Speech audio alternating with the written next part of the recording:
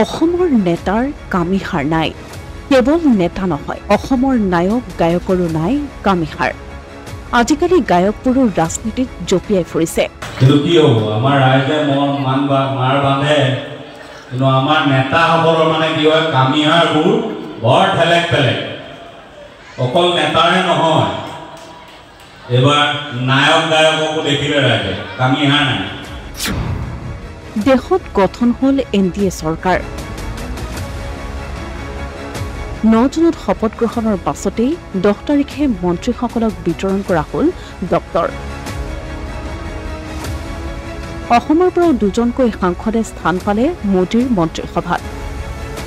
পিছে সদৌ অসম ছাত্ৰ সন্থাৰ মজিয়াৰ পৰা এটা আঞ্চলিক দলৰ সৃষ্টি হৈছিল অসম গণ পৰিষদ।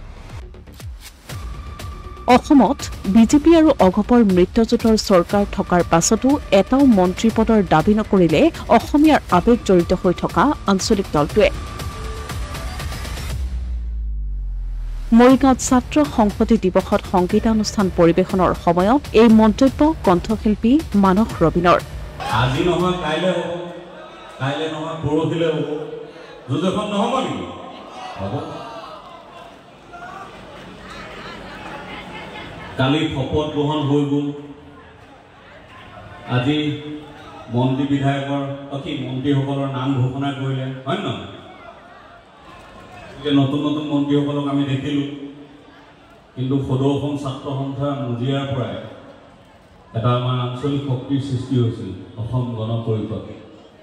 আজি বিহাৰৰ জিতেন ৰাম মাঝি বুলি এজন মানুহ, এজনে সাংসদ নিৰ্বাচিত হৈছে। বিহাৰৰ সেই সাংসদ, বিহাৰৰ সেই মন্ত্ৰী পাইছে, তাৰ মাজত এটা দল, তেওঁ এজনেই সাংসদ নিৰ্বাচিত হৈছে, কিন্তু তেওঁক কেবিনেট মন্ত্ৰী দিছে। কিন্তু আমাৰ অগপই মন্ত্ৰী খুজিছে বুলিও শুনা নাই। শুনিছোঁ নাই? অকণমান ৰাজনৈতিকভাৱে যিসকল সচেতন কওক, আমাৰ আঞ্চলিক দলটোৱে এই গঠবন্ধনৰ চৰকাৰত এজন মন্ত্ৰী পোৱাটো দৰকাৰী আছিল নে নাছিল? অসমৰ নিচিনা এখন পিছপৰা ৰাজ্যৰ কাৰণে। আগত যেতিয়া দেৱগৌড়াৰ দিনত আছিলে অসম গণ পৰিষদ জড়িত হৈ, তেতিয়া বগীবিল দলং লৈ আনিছিলে আৰু বহুত ডাঙৰ ডাঙৰ কাম কৰিছিলে। অসমলৈ কিমান 100 কোটি টকাৰ পেকেজ আনিছিলে। কিন্তু এতিয়াও আমি আশা কৰিম আমাৰ ৰাজনৈতিক নেতৃত্বই অসমৰ কাৰণে যাতে কিবা ডাঙৰ উপহাৰ লৈ আহে, সেইটো আশা কৰোঁ। লগতে তেওঁৰ মন্তব্য, অসমৰ নেতাসকল আৰু গায়কসকলৰ নাই কামিহাৰ। আজিকালি গায়কসকলো ৰাজনীতিতেই নামি পৰিছে। আমাৰ ৰাইজে মাৰ বান্ধে, কিন্তু আমাৰ নেতাসকলৰ মানে কি হয়, কামিহাৰবোৰ বৰ ঠেলেক পেলেক। অকল নেতাৰে নহয়, এইবাৰ নায়ক গায়ককো দেখিলে ৰাইজে, কামিহাৰ নাই। কামিহাৰ থকা মানুহ হ'লে চকুতে গ'লে যে মন্ত্ৰী দিয়ক, নহ'লে আমি নাথাকোঁ। হা, অসমীয়াত ক'বলৈ গ'লে খাৰকে দম নাই।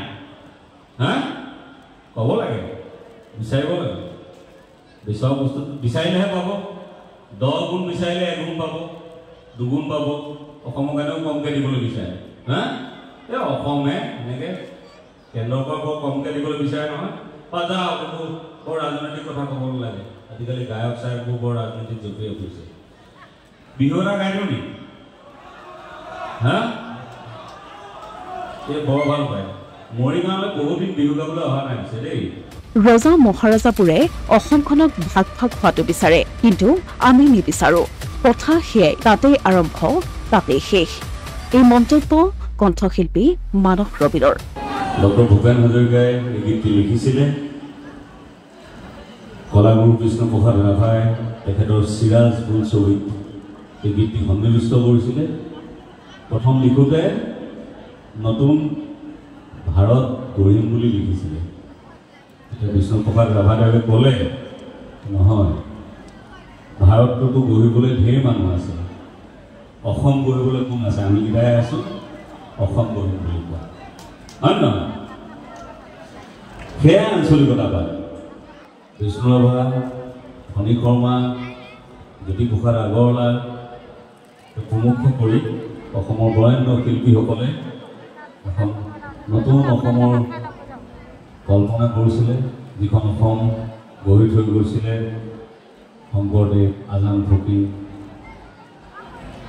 লাচিত, চিলাৰায়, চাউলুং চুকাফা, সেই অসমখনৰ ভৱিষ্যতৰ ৰূপৰেখা তেখেতসকলে আঁকিছিলে তেখেতসকলৰ কল্পনাৰে। গতিকে সেই অসমখনেই আমি বিচাৰোঁ, হয় নহয়? আমি একেবাৰে কিবা কিবি ভাগ ভাগ হৈ থকাটো নিবিচাৰোঁ, ৰজা মহাৰাজাবোৰে বিচাৰে, আমি নিবিচাৰোঁ। কথা সেয়াই, তাতে আৰম্ভ তাতে শেষ। Asomiya Pratidin digital desk.